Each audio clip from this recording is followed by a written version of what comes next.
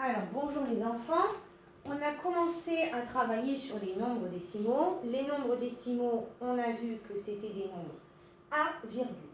Qui dit nombre décimaux dit nouveau tableau de numération, puisqu'avant nous avions sur notre tableau de numération que la partie entière avec les unités, les dizaines et les centaines, puis la famille des mille, puis la famille des millions, puis la famille des milliards.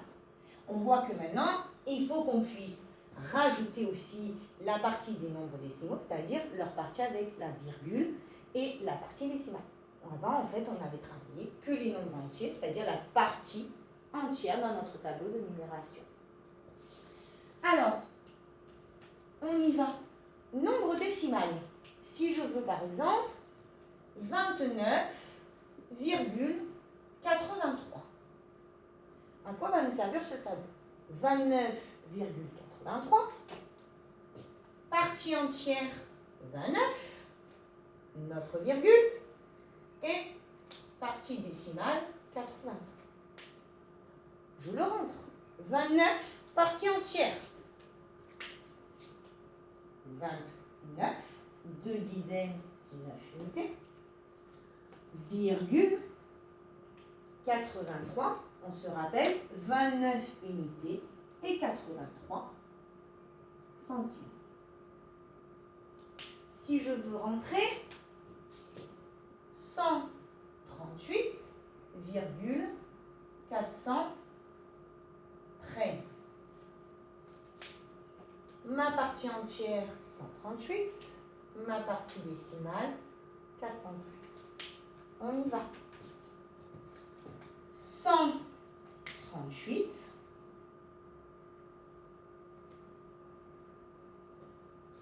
virgule 413.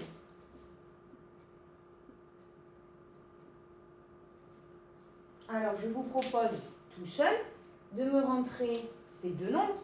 C'est pas ça, c'est pas compliqué, hein. Là, je pense que tout le monde doit se dire, mais c'est trop simple. Alors, on y va, parce que c'est très simple. Si je vous demande de me rentrer 78,02 et 40,39. Je vous laisse faire, on appuie sur pause et on se retrouve pour la correction. Alors, on corrige.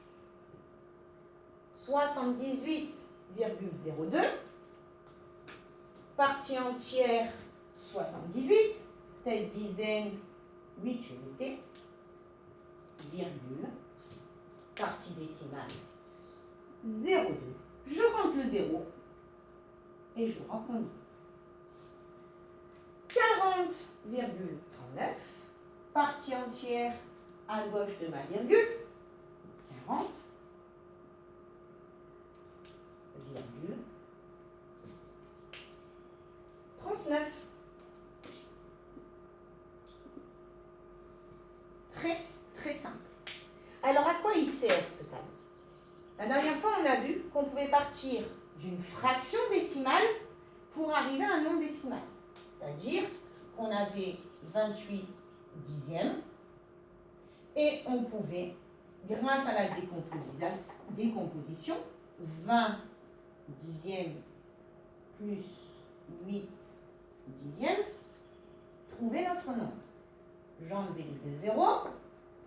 Je voyais que je trouvais une partie entière 2, mais qu'il me restait une partie décimale plus 8 dixièmes. Et donc, que mon nombre décimal était 2,8. Mais maintenant, si je veux faire l'inverse, si on me donne que le nombre décimal, alors j'enlève par exemple ces deux-là, on va travailler sur les deux premiers. Ici, fraction décimale, je passe à un nombre décimal. Comment passer d'un nombre décimal à une fraction décimale? Eh bien, le tableau, il va nous aider au début, parce qu'après, on y arrivera même sans le tableau. Je réécris 29,83. Je prends tout le nombre. sans ma virgule. Je m'en occupe plus. Et j'écris 2983. Je remets le 2, le 9, le 8 et le 3. Puis c'est une fraction. Donc je pose ma fraction. Et sur combien? Je vais voir dans mon tableau de numération où s'arrête ma partie décimale. Ma partie décimale, elle s'arrête à centièmes. Les centièmes, c'est 1 sur 100. Donc, je viens mettre sur 100.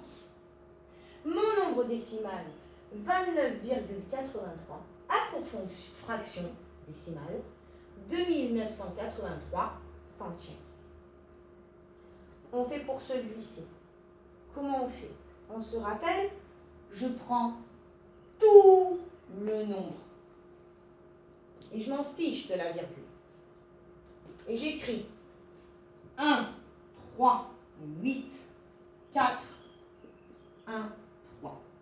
138 413. Je pose mon trait de fraction et je viens voir où s'arrête ma partie décimale. Dans les millièmes, c'est sur 1000. Je viens donc écrire 1000 en dessous. Et j'ai trouvé ma fraction décimale à partir d'un nombre décimal. Alors, je vous en propose 2, 628,13 et 0,42.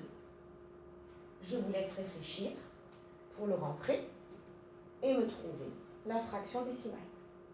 Vous appuyez sur pause et on se retrouve pour la correction. Alors la correction, 628,13. 628.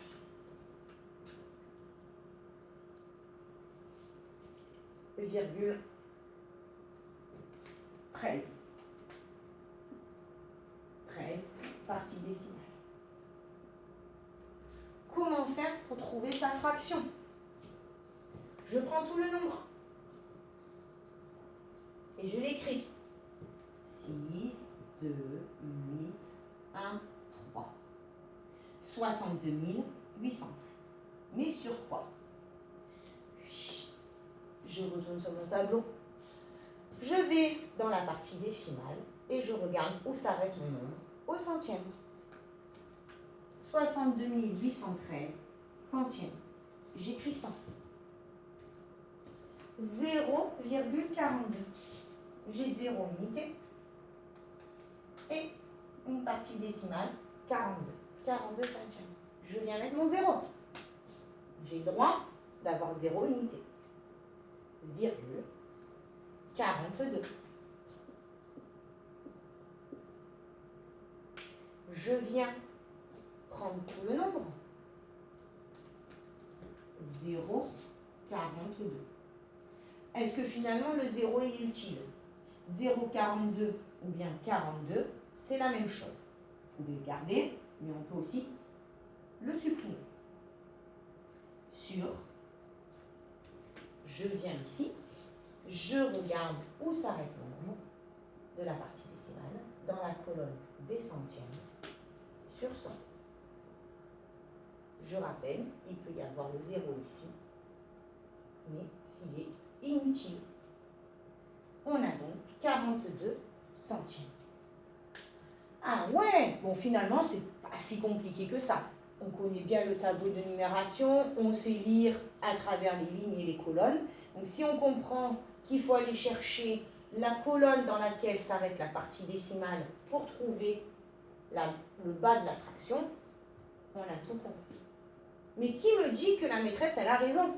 Qui dit que 29,83 c'est bien 2983 sur 100? Et bien on va vérifier. Alors je vais juste vérifier qu'on y voit à droite.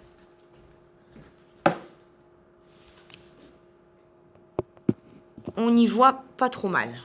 Alors, 2983 2983 sur 100. Il faut qu'on retrouve ce nombre. Je décompose. Ça nous fait 2000 sur 100. Je mets bien au milieu. Plus 900 sur 100. Plus 80 sur 100. Plus 3 sur 100. Et j'enlève 1, 2. Je peux en enlever 2. 1, 2, je peux en enlever 2. Là, je peux en enlever plus qu'un. Et là, je peux plus en enlever. J'obtiens donc 20, puisque c'est sur plus 9, plus 8 dixièmes, plus 3 centièmes. Je prends ma partie entière, 29, virgule.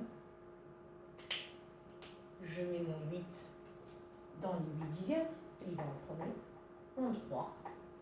J'obtiens bien 29,83. Je ne me suis pas trompée. Et vous non plus. Vous avez la preuve que partir d'un nombre décimal et de le mettre dans le tableau, on retrouve bien la fraction décimale. Alors, je vous propose de faire tout seul la fraction décimale 42 centièmes pour vérifier quel est le nombre décimal que l'on doit trouver. Vous appuyez sur pause et on le corrige ensemble. Alors, on corrige 42 sur 100. C'est 40 centièmes plus 40 centièmes plus 2 centièmes. Est-ce que ici, j'enlève, est-ce qu'ici j'ai une partie entière? Non, j'ai 4 dixièmes et 2 centièmes.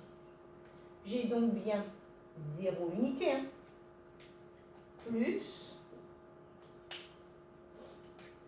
4 dixièmes plus 2 centièmes. C'est donc bien égal à 0, virgule, je viens mettre mon 4, je viens mettre mon 0,42. J'espère que vous avez compris comment passer d'un nombre décimal à une fraction décimale. Alors, on répète le tout.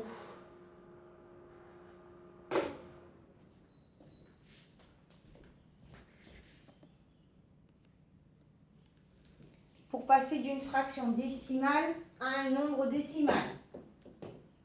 283 dixièmes. Je décompose.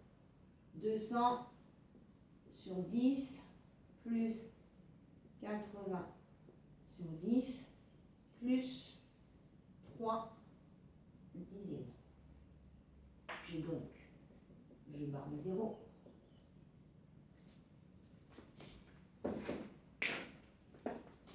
Ça, c'est ce qu'on a vu la dernière fois. 20 plus 8 plus la partie décimale, 3 dixièmes. J'ai donc comme nombre décimal 28,3.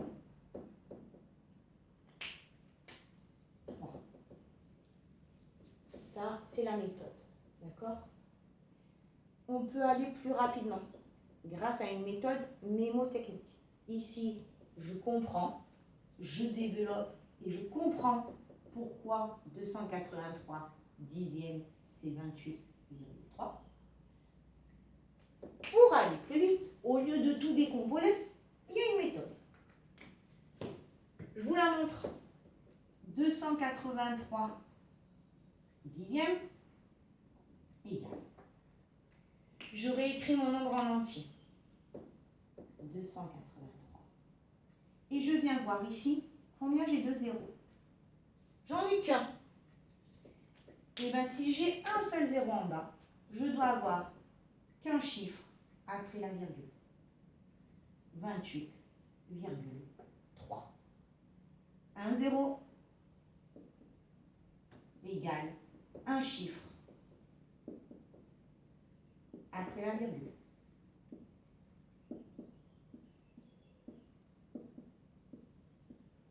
Soit je prends le temps de décomposer et j'ai le droit.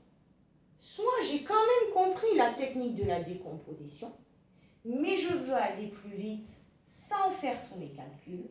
Je réécris le nombre qui est ici en entier. Et je viens voir combien il y a de zéros sous ma fraction. J'en ai qu'une et un seul chiffre après la virgule. Je vous montre.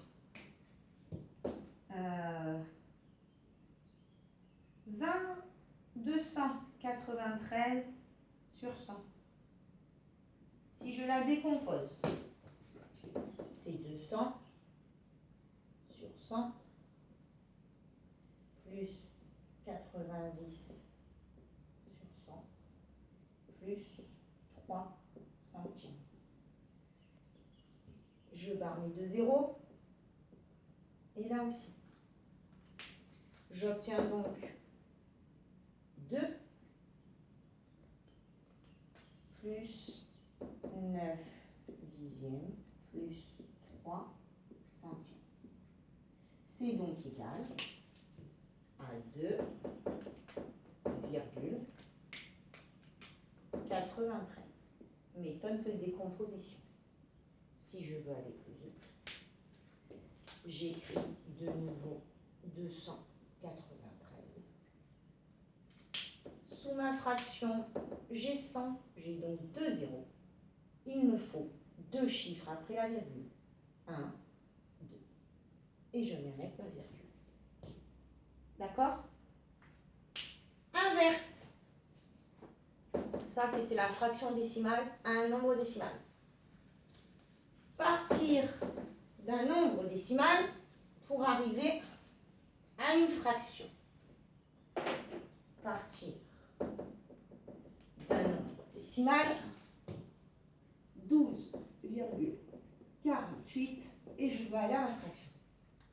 Soit j'utilise mon tableau, je rentre 12 dans ma partie entière comme je viens de le faire, puis 48, d'accord, ce que l'on vient de faire, et on a trouvé. Soit, mémotechnique, je réécris le nombre en entier.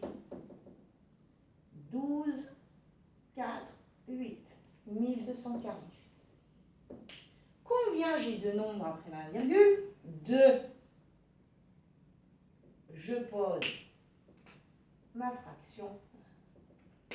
2 nombres après la virgule égale 2 zéros. 12,48, c'est égal à 1248 centièmes. Si vous le rentrez dans votre tableau, vous verrez que vous obtiendrez bien la fraction 1248 centièmes. On y va. 26,139. Mémotechnique, je rentre tout. 2, 6, 1, 3, 9, 26 139. Combien de zéros après la virgule? 3.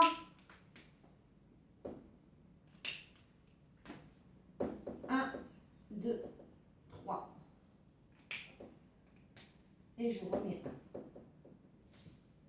Ici, vous avez un moyen plus rapide que de le rentrer dans le tableau pour de passer d'un nombre décimal à une fraction décimale. Peu importe la méthode que vous utilisez, vous aurez le même résultat. Pour bien comprendre, le tableau, il est bien pour comprendre, pour intégrer. Et après, le mémotechnique entre le chiffre, combien de chiffres après la virgule égale le nombre de zéros sur la fraction, va permettre d'aller plus vite pour réaliser les exercices. Bien entendu, il faut quand même comprendre cette relation-là. Le mémotechnique ne suffit pas pour comprendre. Ça va juste vous aider à aller plus vite. Alors maintenant, on va prendre la leçon et compléter la leçon.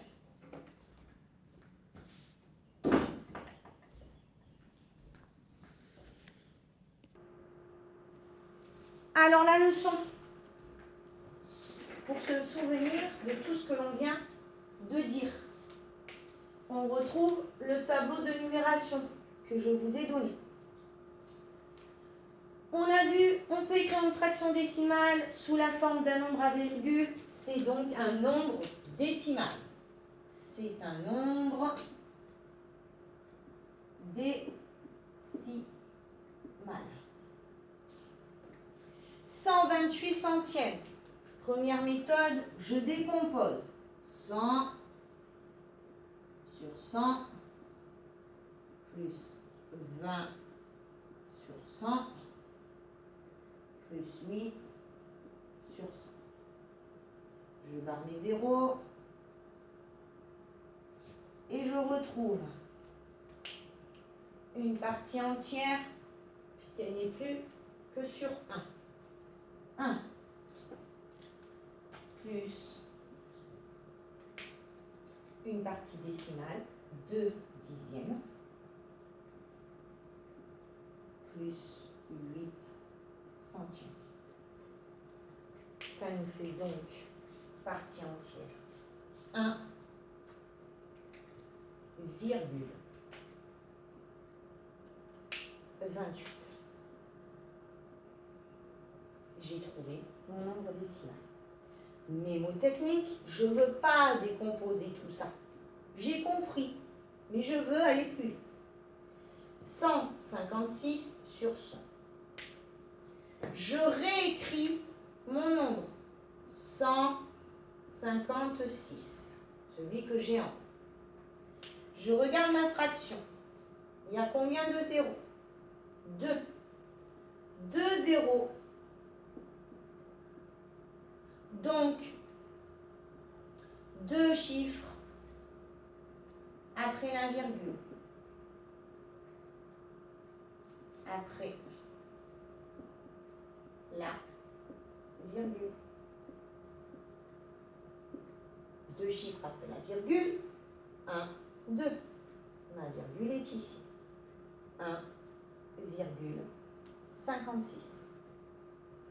Si on vérifie pour 128 centièmes, ça c'est que entre rapides.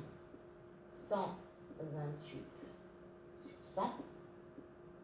Méthode, je réécris tout le nombre. 128. 2 zéros. 1, 2.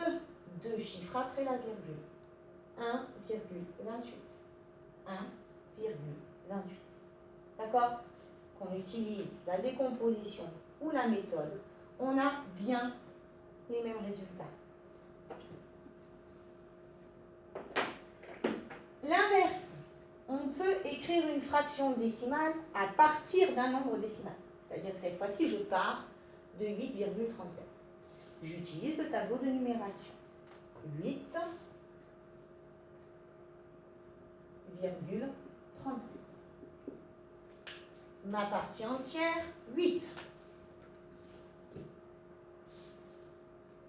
Ma partie décimale, 37. Moi, 7.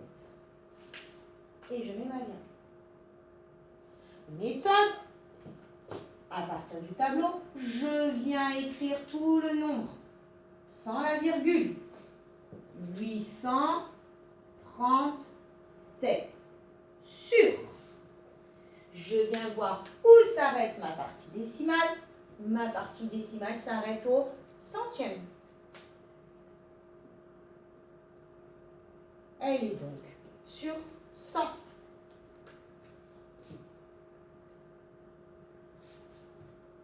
Je trouve donc 837 sur 100. Le mémo technique. J'en ai marre d'utiliser le tableau. Maintenant que j'ai compris, j'aimerais bien arriver à le faire plus rapidement. D'accord? Pas de souci. Je réécris le nombre en entier. 837. Combien j'ai de chiffres après la virgule? 2. 2 chiffres après la virgule. Donc, 2, 0 sur ma fraction. Je pose ma fraction. 2, 0, 1, 2, c'est sur 100. Et je vois bien que c'est sur 100 ici. 3 dixièmes et 7 centièmes. Je finis par des centièmes. D'accord? On essaye d'en faire un ensemble en plus.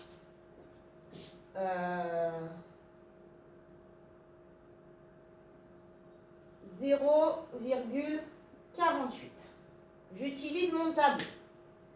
Je rentre 0.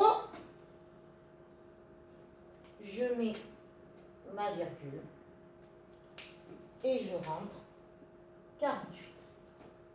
4, 8. Je viens donc réécrire tout mon nombre. 0, 4, 8. 0, 4, 8. Et je viens regarder où s'arrête ma partie décimale. Dans les centièmes. C'est donc sur 100. Et vous vous rappelez, soit je dis 48 centièmes, soit je laisse mon 0. On sait qu'il est inutile. Si on veut faire la méthode rapide, 0,48, je réécris tout le nombre, 0,48, et je regarde combien j'ai de chiffres après la virgule. 2. Eh bien, je viens poser ma fraction. 1, 0, 2, 0. Ça nous fait bien 0,48 centièmes. 48 centièmes. D'accord? Si on décompose 48 centièmes, ça nous fait 40 sur 100 plus 8 sur 100. On barre. On se rend bien compte qu'on n'a pas d'unité. 0,4 dixièmes. Alors 0 plus 4 dixièmes plus 8 centièmes, c'est bien égal à 0,48.